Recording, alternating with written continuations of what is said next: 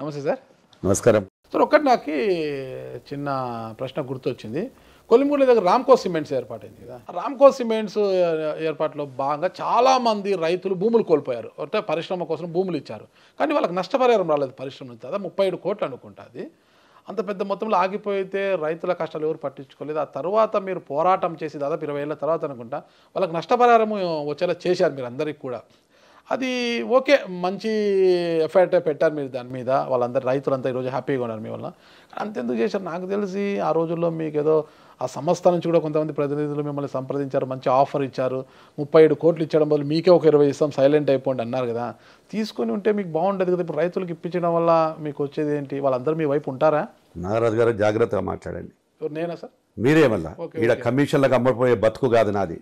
Okay, కమిషన్లు తీసుకుని ఇంకోటి తీసుకునే నాయకులు వేరే వాళ్ళు ఉన్నారు. ఓకే. ఒక ఇక్కడ ఉండేటువంటి రైతుల మీద అక్కడ జరిగిన విషయం మీకు తెలియక ఏదో రాంగ్ మాట్లాడుతున్నారు. మీకు లాభం వస్తాండే కదా అని అంతే మాట్లాడుకోండి. నాకు లాభాలు కావాలంటే ఇదేందుకంటే ఇంకా వేరే విధంగా కూడా తీసుకోవచ్చు. ఆ లాభాలు కావాలంటే ఈ రాజకీయాలు అవసరం లేదు నాకు. నేను హైదరాబాద్లో కూర్చొని నా కొడుకుతో పాటు సపోర్ట్ చేస్తే మినిమం సంవత్సరానికి 300 నుంచి 400 కోట్లు సంపాదిస్తాను. చాలా మంది ఇలాగే చేస్తున్నారు. అంటే రైతుల పేర్లు నువ్వు అటోళ్ళకి ఎవరికైనా పోయి చెప్పుకో. అటువంటి సలహాలు ఇవ్వండి నాగరాజు గారు.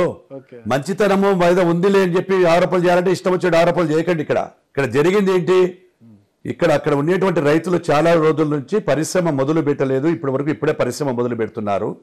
అప్పుడు మేము కొంతమంది నాయకుల వల్ల కొద్దిగా తక్కువ రేట్లకు అమ్ముకున్నాము, వాళ్ళు అమ్మారు. ఇక్కడైతే కొద్దిగా నేను చేసినటువంటి విధానం కరెక్ట్ కాదు. ఎందుకు కాదంటే 20 ఏళ్ల తర్వాత అమ్మినటువంటి పొలాలకు ఎవరు కూడా ఇవ్వరు.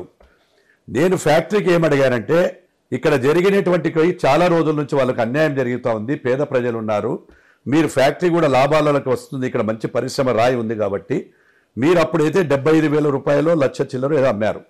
దాని ప్రకారం మళ్ళీ వాళ్ళకు కూడా 20 ఏళ్ల తర్వాత అడిషనల్ అమౌంట్ ఇవ్వమని చెప్పిన. వాళ్ళు డబ్బులు ఎగరగొట్టలేదు, వాళ్ళు ఇవ్వక కాదు, న్యాయంగా డబ్బులు ఇచ్చారు, న్యాయంగా రిజిస్ట్రేషన్లు అయినాయి. ఇవన్నీ జరిగిన తర్వాత దానికి మళ్ళీ సెకండ్ అడిషనల్గా ఇవ్వమని చెప్పి వాళ్ళు అడగడం జరిగింది. దానికోసం కూడా రైతులు అడిగారు నన్ను. ఆ రైతుల కోసం నా దగ్గరికి పోయినప్పుడు నేను ఈ ఇష్యూను చంద్రబాబు గారి దగ్గర పోయి యజమాన్యం దగ్గర పెట్టినప్పుడు వారికి నేను చెప్పడం వలన వాళ్ళు కూడా అడిగారు, సార్ ఎందుకు మమ్మల్ని ఇబ్బంది పెడుతున్నారన్నప్పుడు పేద ప్రజల కోసం అడుగు, రైతుల కోసం అని చెప్పినాను నేను. ఆ రైతుల కోసం అడిగితే మీరు ఏమన్నా అర్థం ఉందండి? ఇట్లాంటి రాష్ట్రవ్యాప్తంగా ఇదే జరుగుతుంది సార్. అదే మీరు కూడా అలా సర్దుబాటు చేసుకుంటే ఏమన్నా కంపెనీ వద్ద బాగుండేది కదా అనేసి. చాలా దాంట్లో ఇదే పరిశ్రమలు వచ్చినప్పుడు ఇలాగే జరుగుతున్నాయి కదా. పరిశ్రమలు ఏముందండి, ముందుగానే భూములు కొనుగోలు చేసి రైతుల నుంచి కారు చౌకలు చేసి ఎక్కువ అమ్ముకోవడము ఇలాంటివన్నీ జరుగుతుంటాయి కదా. ఇప్పుడు ఒక విషయం చెప్పనా, పబ్లిక్ గా చెప్తున్నా, ఎంతమందికైనా తెలియని. ఇప్పుడు నాకు కూడా రామ్కో సిమెంట్ లో వాళ్లకు 70% అంటే దాదాపుగా 30 టిప్పర్లు ఎంతో ఈ యొక్క వైఎస్ఆర్ వాళ్ళకి ఇచ్చారు. ఏది 30 టిప్పర్లకు వాళ్ళకి ఇచ్చి వాళ్ళ కాంట్రాక్ట్ వాళ్ళు చేసుకుంటున్నారు. లోపల కానీ తోలడం కానీ చేస్తున్నారు.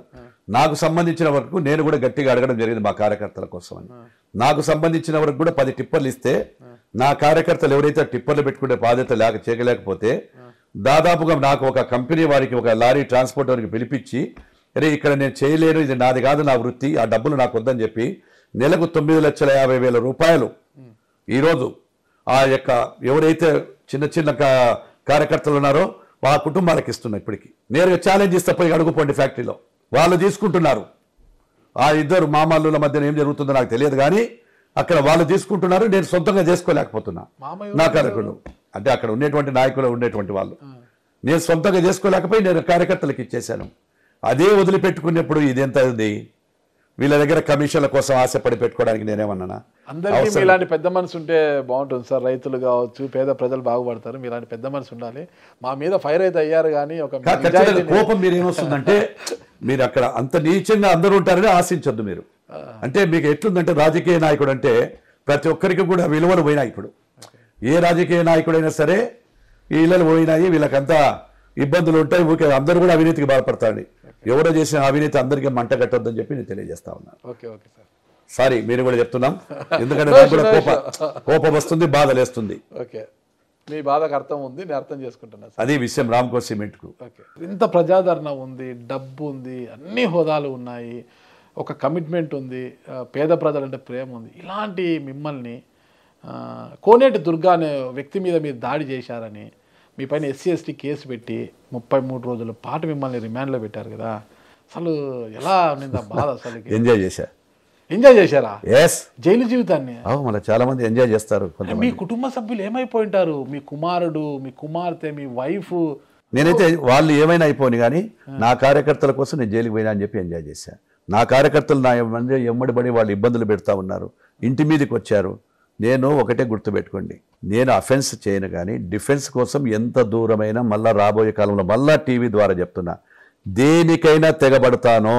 నేను ఒక బైరాగిని. నా పిల్లలకు పెళ్లిళ్ళు. మీకు బైరాగని ఎలా అంటారు? అరే ఫ్యామిలీ ఏముందండి, మిమ్మల్ని ఎంతో ఇష్టపడి మీ వైఫ్, మీ 2 పిల్లలు ఉన్నారు, అమ్మాయి అబ్బాయి. అరే నా పిల్లలు సెటిల్ అయిపోయారు, మొత్తం అయిపోయారు. నా భార్య కూడా నాలో జీవితంలో నీ కష్టంలో నా కష్టాలు పంచుకుంటానండి. ఎప్పుడు కూడా ఎలా అంటారు? బైరాగ్య మీనింగ్ ఏంటి? ఆశలు లేవు, కోరికలు లేని బైరాగి అంటారు. నాకు పిల్లలు గాని, నోటి గాని, ఆస్తుల మీద గాని కోరికలు లేవు. నాకు ప్రజలే కుటుంబం కంటే ప్రజలే ముఖ్యం, నా కార్యకర్తలు ముఖ్యం. మీరు ఎన్ని క్రాస్ చేసినా, మీరు ఎంత రెచ్చగొట్టినా, మీరు నన్ను ఎన్ని మాట్లాడినా నా ప్రజలు, నా కార్యకర్తల తర్వాతనే చెప్తాను గట్టిగా. జైలు జీవితము అనేది అసలుకి అనుకుంటేనే అది ఎందుకంటే 33 రోజులు ఒక్క రోజు కాదు, ఏప్రిల్ నెలలో జీవితం గడిపి. అది కూడా ఏంటండి, ఇప్పుడు వాడు చిప్పకూడు తినిపించినావు, చిప్పతేవుడు కూడా తినిపించినావు అని చెప్పి వాళ్ళ అబ్బాయి మాట్లాడినాడు, రామిరెడ్డి మాట్లాడినాడు. నేను సిగ్గుపడలేదే.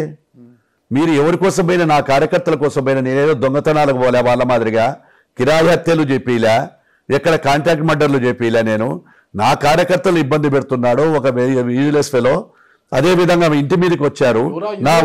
అదే ఇందాక మీరు చెప్పారు కదా, ఎవరైతే నువ్వు వారి మీదకి పోయావు చెప్పావని చెప్పే వ్యక్తి పేరు చెప్తున్నాము. అంటే పేరు ఉచ్చరించేటువంటి శక్తి లేని గురించి నేను మాట్లాడాలి, స్థాయి కాదు. అప్పుడు నేను ఆ విధంగా చెప్పాను. ఇప్పుడు కాదు, ఓడిపోయినాక 2 నెలలకు నా కార్యకర్తలు వేధించడం, కొట్టడం జరుగుతూ ఉంటే కత్తి పట్టుకుంటానని చెప్పినప్పుడు కూడా రామిరెడ్డి అన్నాడు, నువ్వు ఏమైనా బ్రహ్మనాయుడివా అని. లేకుంటే ఆయన బ్రహ్మనాయుడా? కడుపులో ఆవేశం, ఆక్రోశం వస్తే మీరు కూడా బ్రహ్మనాయుడు అవుతాడు.